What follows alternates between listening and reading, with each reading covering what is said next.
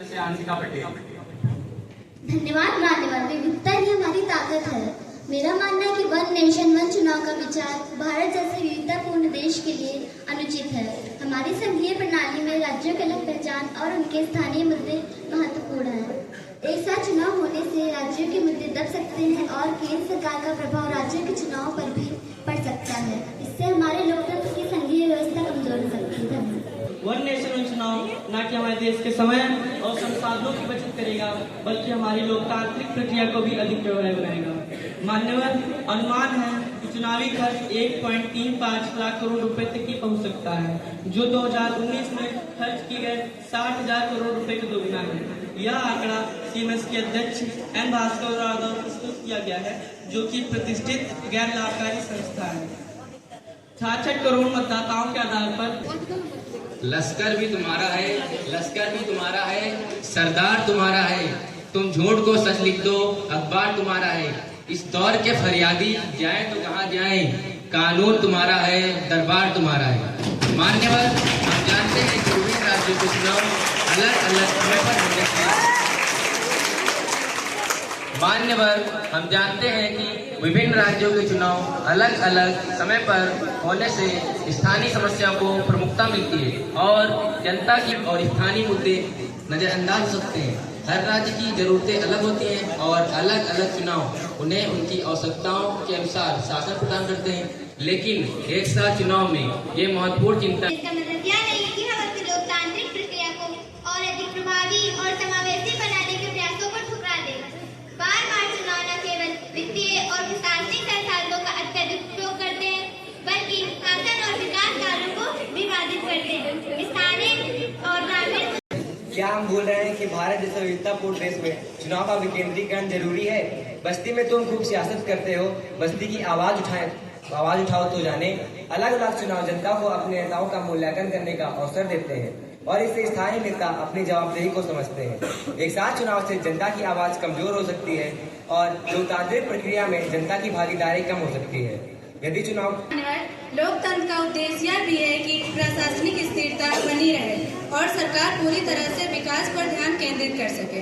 One nation one चुनाव से सरकार का साधनों और प्रभाव वाली राष्ट्रीय पार्टियों को एक साथ चुनाव में क्षेत्रीय या स्थानीय पार्टियों पर बढ़त मिल सकती है। इससे क्षेत्रीय प्रतिनिधित्व कमजोर हो सकता है। कम बार चुनाव होने से राजनीतिक नेता परिस्थितियों के बदलने के प्रति कम उत्तरदायी हो सकते हैं, जिससे निर्णय लेने में सावधानी की कमी हो सकती है और जल्दबाजी में गलत नीतियां बन सकती हैं। धन्यवाद। और राष्ट्र पार्टी को बढ़त मिल सकती है, यह मैं विचार करने पर और प्रेरित करता है। परंतु आइए इस तथ्य को तथ्यों और लोकतंत्र की गहराई से परखें। भारत का लोकतंत्र बहुस्तरीय और बहुदलीय है, जहां पर क्षेत्रीय पार्टियों ने हमेशा से एक महत्वपूर्ण भूमिका निभाई है। एक साथ चुनाव का उद्देश्य किसी भी पार्टी को लाभ या हानि पहुंचाना नहीं है, बल्कि संसाधनों के उचित उपयोग और नीति निर्माण में स्थिरता लाना है, जहां तक क्षेत्रीय शासन में अधिक समय और संसाधनों का निवेश सुनिश्चित करेगा।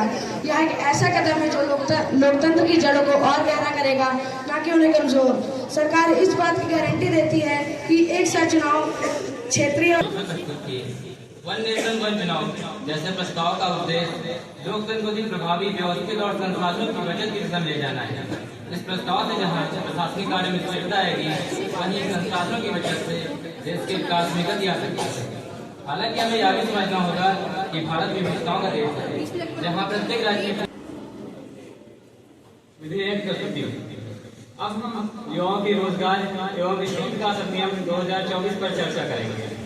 इस अधिनियम का मुख्य उद्देश्य युवाओं को रोजगार के बेहतर अवसर प्रदान करना। स्किल विकास अधिनियम 2024 प्रस्तावित है। इसके माध्यम से युवाओं को स्वरोजगार के लिए सक्षम बनाया जाएगा और स्थानीय उद्योगों से सहयोग भी लिया जाएगा। इसके तहत सभी विद्यालयों एवं महाविद्यालयों में कौशल केंद्रों का विकास किया जाएगा। धन्यवाद।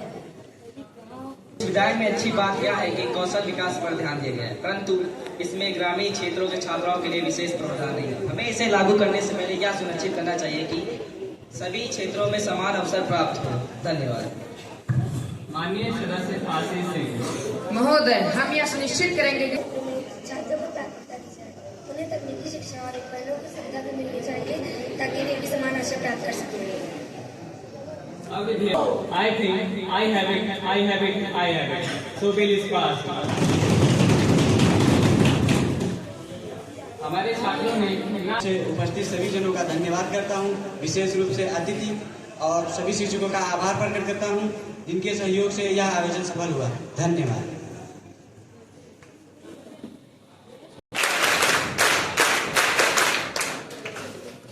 चुनी गई सरकार होती है, इसे छात्र परिषद भी कहा जाता है, कि गतिविधियों में हिस्सा भी ले सकते हैं।